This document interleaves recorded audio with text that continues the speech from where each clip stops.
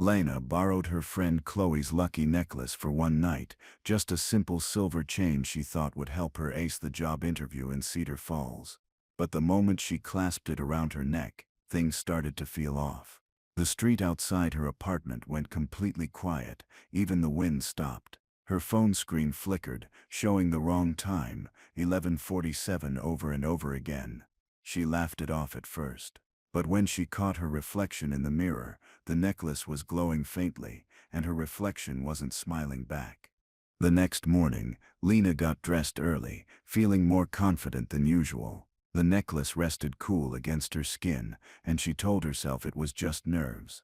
Outside, the air felt unusually still, no cars passing, no dogs barking. She thought it was strange for a weekday in Cedar Falls, but she shook it off and drove to her interview. She didn't notice the blackbird perched on the power line following her car, or how every stoplight turned green the moment she approached. The day felt easy, maybe too easy. When Lena walked into the office lobby, the receptionist's cheerful voice faltered mid-sentence. The woman's smile faded slightly, eyes flicking toward the necklace. Lena noticed it but ignored it, assuming it was just an odd coincidence. As she sat waiting, she felt a faint vibration near her collarbone, like a small heartbeat against her skin. The hallway clock showed 11:47, though her phone said 10:20. Her stomach twisted. She thought maybe she was just anxious. But something about that repeated time felt personal, like the world was stuck in a moment only she could feel. The interview went surprisingly well. The manager seemed impressed, and Lena felt herself speaking clearly, confidently. Still, there was a moment where he froze mid-sentence, eyes darting toward her neck. His tone shifted afterward, polite but uneasy. She left with a firm handshake and a smile, feeling she had done great. But the silence that followed her out of the building felt heavier than before. The reflection on the glass doors seemed to lag slightly behind her movement, like she was leaving a faint echo of herself behind. She blamed the lighting, not the feeling. Driving home, Lena couldn't shake the sense that something was sitting in the back seat. She checked the mirror twice, but saw only her purse and jacket. Still, she felt watched. When she stopped at a red light, the car next to her rolled its window down, and the driver stared directly at her, pale and unblinking. The light turned green instantly, and when she blinked, the car was gone. Her chest tightened. She gripped the necklace, whispering that it was just a weird day, but the pendant pulsed softly, as if answering her. At home, Lena placed the necklace on the table and exhaled.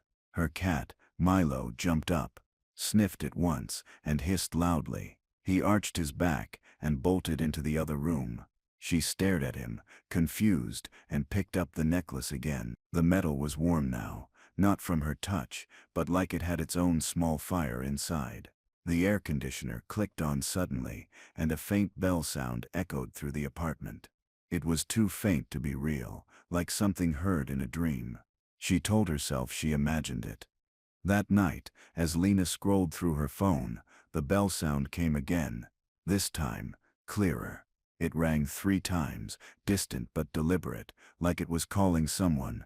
Her phone vibrated, lighting up with Chloe's name, but when she answered, there was no sound, just static.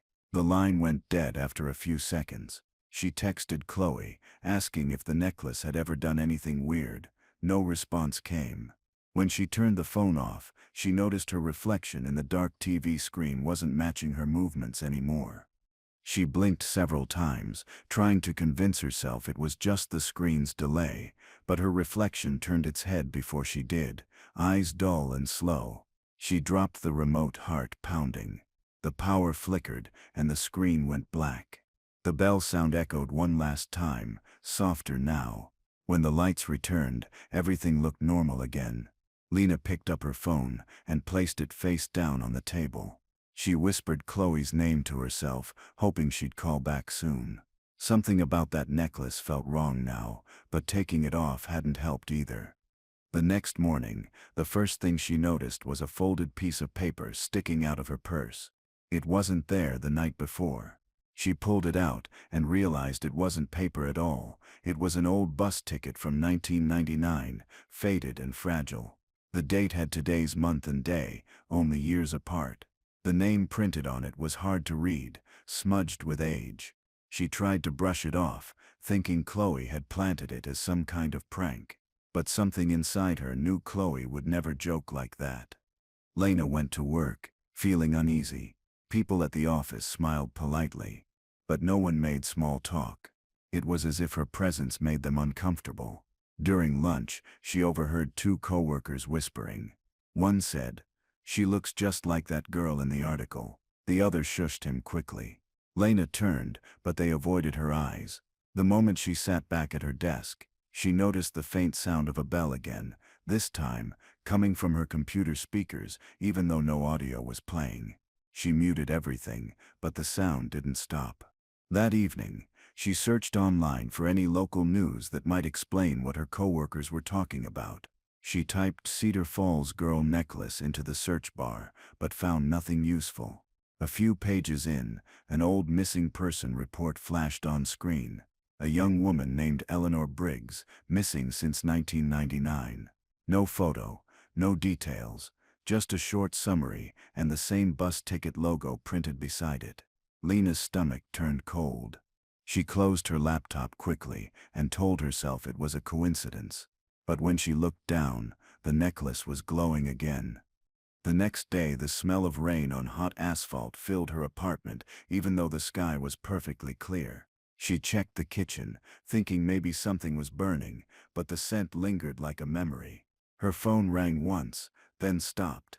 When she picked it up, the screen showed the time, 11:47 again. She muttered that her phone must be glitching. The moment she said it, the lights flickered. A chill ran through her hands, and she grabbed the necklace instinctively, feeling the faint hum beneath her fingers. Later that night, Lena tried taking a picture of herself to check if she was just imagining things. Every photo came out strange. Her face blurred, her neck area smudged with a dark shadow. She tried multiple times with different angles, different light. Every result looked the same. No clear picture. She deleted them all, frustrated.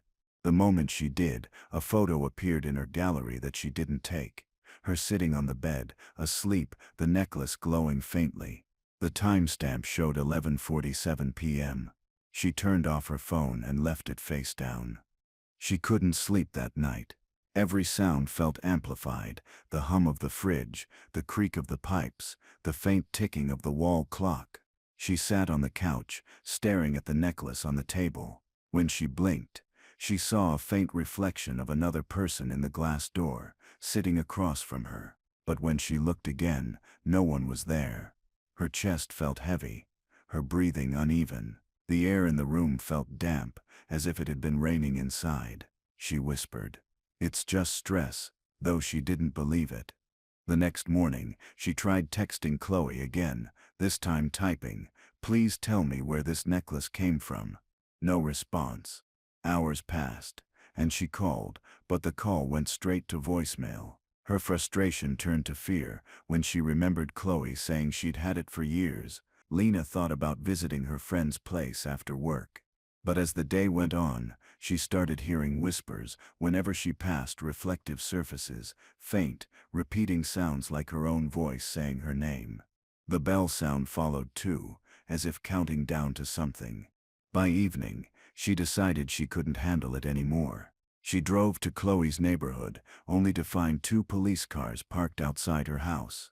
A neighbor stood nearby, holding her dog, whispering to another woman. Lena rolled her window down, asking what happened. The neighbor said Chloe had moved out suddenly the night before, left everything behind, and didn't tell anyone where she was going. Lena froze. Chloe wouldn't disappear like that. She parked and sat in her car, gripping the steering wheel until her knuckles turned white.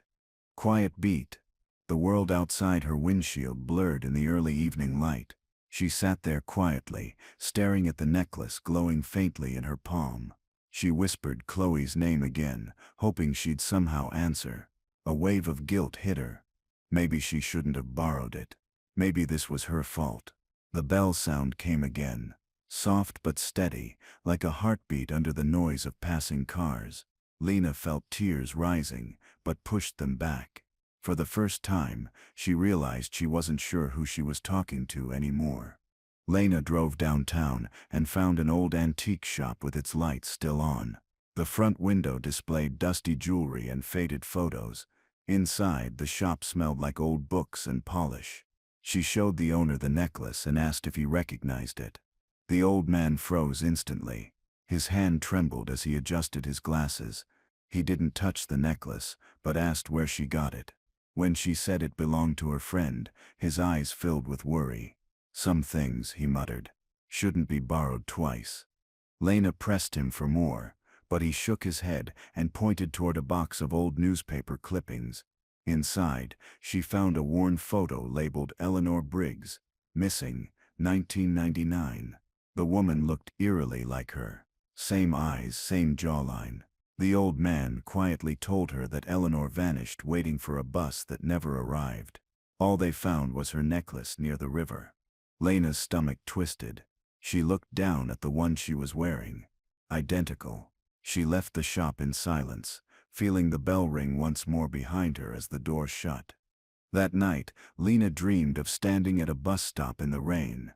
A young woman in soaked clothes stood a few feet away, watching her silently. The street lights flickered, and the bus schedule behind them showed only one time, 11:47.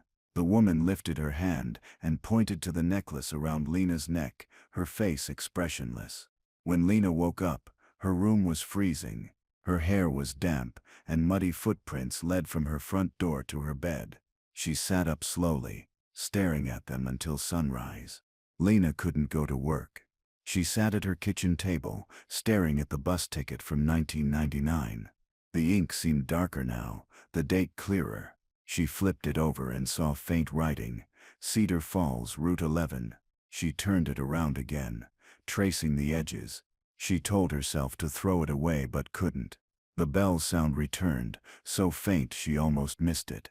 She placed the ticket next to the necklace and whispered, "What do you want from me?" But of course no one answered. She decided to find the bus stop herself. It took an hour of driving through older streets, passing boarded-up shops and half-empty lots. The GPS led her to an abandoned bridge on the edge of town. The road signs were rusted, the pavement cracked, and the air smelled faintly of rain. She parked, stepping out slowly. The faint ringing of the bell returned, carried by the wind. Her breath came out visible even though it wasn't cold. The necklace warmed again, pulsing faintly, as if it recognized the place before she did.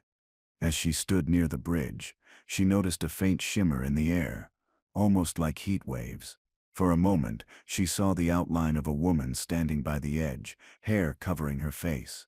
Then the image was gone. Lena's hands shook as she touched the necklace. The bell rang again, closer this time, sharp enough to make her flinch. She whispered, "Eleanor," just to see if the air would respond. The wind picked up suddenly, carrying the faint smell of rain on asphalt once more. Back home, Lena dug through her drawers and found old photos from years ago, pictures of her and Chloe at parties, at coffee shops, smiling. In one photo, Chloe wore the necklace, but behind her reflection in a mirror, another faint figure stood, blurred but clearly watching. Lena held her breath. She turned to her mirror, half expecting to see the same thing. For the first time, she noticed her reflection wasn't alone anymore. Behind her stood a faint, second outline, almost transparent, staring directly at her neck. Her heart pounded as realization set in. The necklace didn't just belong to someone, it carried them. Whoever wore it last was trapped, passed from one person to the next. Borrowing wasn't borrowing, it was inviting.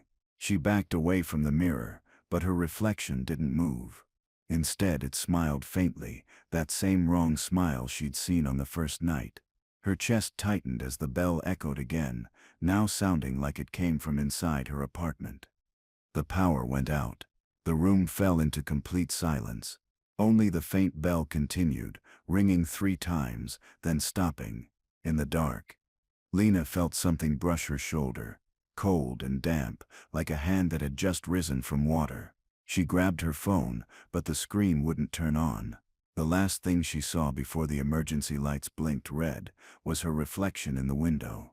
The figure behind her was now standing right beside her. When the lights came back on, Lena stood frozen. Her reflection was gone completely, leaving only the faint shape of the necklace glowing in the glass. She gripped it, desperate to take it off, but the clasp refused to open. It felt welded to her skin. Panic rose as she tugged harder, the metal burning her fingers. Then she saw it, carved faintly on the pendant's back. Eleanor Briggs, 1999. The name from the newspaper clipping. The bell rang once more, louder than ever, as if confirming what she'd feared all along. Lena raced to the bathroom, searching for something sharp. She grabbed a pair of scissors and tried prying the clasp open, but it wouldn't move. The light above the mirror flickered violently, and water began dripping from the faucet, even though she hadn't turned it on. When she looked up again, the mirror showed her reflection standing still, eyes wide and mouth moving, but she couldn't hear anything. The sound of the bell filled the room instead. Her reflection reached forward, fingers pressing against the inside of the glass. She backed away slowly, breath short, watching the reflection's hand slide down the mirror as though trapped behind it. The bell stopped. For a second, silence returned, heavy and absolute. Lena's phone buzzed suddenly with a single text notification, an unknown number reading, Route 11. Return it. Her stomach dropped. She looked around her apartment. Every clock, every device showed 11:47. The necklace grew warmer again. She knew what she had to do, though she couldn't explain why. She grabbed her keys and drove toward the old bridge. Rain began to fall halfway there, turning the streets slick and empty. Headlights blurred through fog as she crossed into the abandoned part of town. Her wipers squeaked uselessly against the windshield. She parked near the rusted bus sign, the same one she'd seen in her dream. The air smelled strongly of rain and metal. Every sound seemed distant, except for that one familiar bell tone, echoing faintly across the bridge. It didn't sound like a warning now, it sounded like a summons. She stepped out into the downpour. Quiet beat.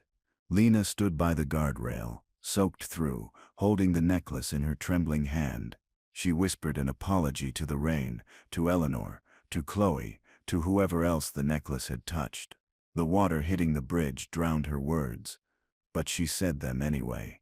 She thought about Chloe's easy laughter, about how a small favor had turned into something she couldn't undo.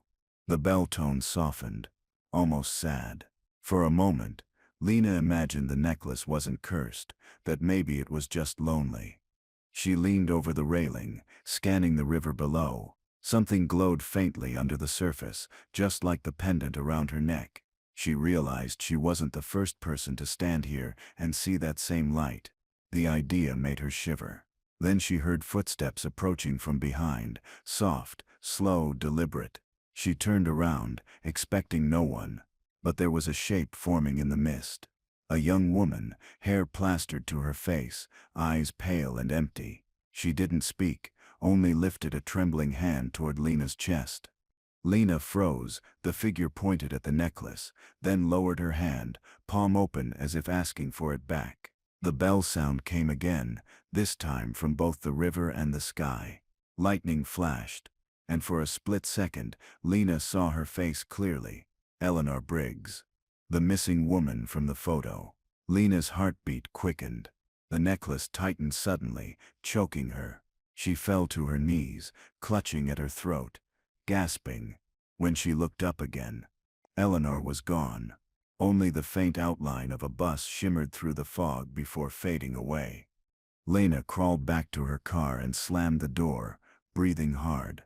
Her reflection in the rearview mirror was back, but it looked wrong. Her eyes were darker, her skin pale. She tried to start the car, but the key wouldn't turn. Rain drummed against the roof like frantic fingers. Then through the static of her radio, a faint voice whispered her name. The same bell tone followed, echoing under the voice like a heartbeat. She realized the necklace wasn't trying to kill her. It was trying to finish something. She remembered the bus ticket from 1999 in her purse. Pulling it out, she saw the date glowing faintly again. It wasn't a warning. It was an instruction. The ticket and the necklace were connected. She understood now. Eleanor's last journey never ended. The necklace had trapped her halfway between worlds, waiting for someone to take her place. Lena's breath caught. Borrowing had always been the trigger, she whispered. I'm sorry, and opened the car door. Rain splashing across her legs as she stepped back into the storm. Lightning flashed again as she approached the bridge. The faint outline of the bus appeared once more, headlights cutting through the fog. The door hissed open, empty inside. The bell rang loud enough to shake the railing. The necklace burned against her skin, urging her forward.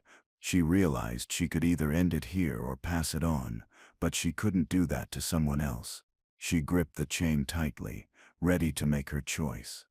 If you think this is where it ends, it's not. You might want to stay, because what happens next changes everything. Lena climbed onto the railing, staring at the river below. The water glowed faintly with the same dull silver light as the pendant. Her heart raced as the bell sound grew stronger, vibrating through the metal beneath her feet. The wind picked up, carrying a woman's faint whisper. It sounded like her own voice repeating her name. She thought of Chloe again. How easily she had borrowed something cursed and called it luck. Tears mixed with rain as she whispered, I'm giving it back. Before she could throw it, her phone buzzed in her pocket. The screen lit up with Chloe's name. Against all reason, she answered. But the voice that came through wasn't Chloe's. It was distorted, cold and hollow. You can't return what isn't yours anymore, it said. The call ended instantly. The bell clanged so loud it made her ears ring. She dropped the phone and stumbled backward, staring at the necklace still glowing faintly on her skin.